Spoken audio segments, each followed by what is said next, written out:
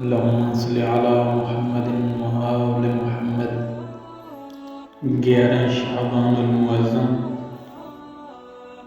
المعظم کا وہ دن جس دن شبیہ پیغمبر جناب علی اکبر علیہ السلام کی ولادت ہوئی،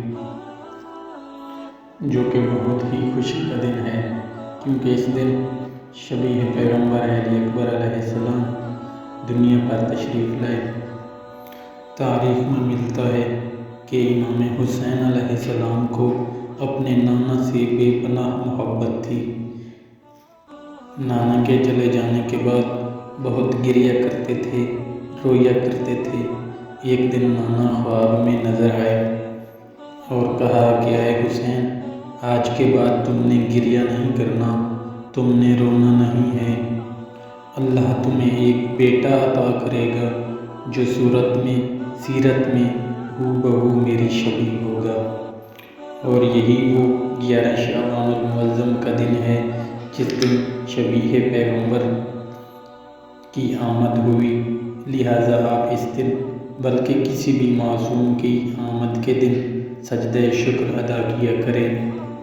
اس سجدہ شکر کی وجہ سے اللہ تمہارے تمام گناہ معاف کر دے گا، اور انسان اس ہستی کی آمد پر 2 رکعت نماز شکرانے کے طور پر پڑھے اور اس کے بعد تسبیح کا ذکر کرے اور اس ہستی کا واسطہ دے کر جو شبیہ پیغمبر ہے، جس کے توسل سے دعائیں قبول ہوتی ہیں، آپ یہ عمل کریں۔ انشاءاللہ خداوند متعال اس ہستی کے صدقے میں آپ کی ہر دعا قبول فرمائے گا۔ اور اگر ہو سکے تو اس دن کا روزہ بھی رکھیں، استغفار بھی 70 مرتبہ کریں۔ استغفر اللہ و اسماء التوبہ، یہ عمل آپ 70 مرتبہ کریں۔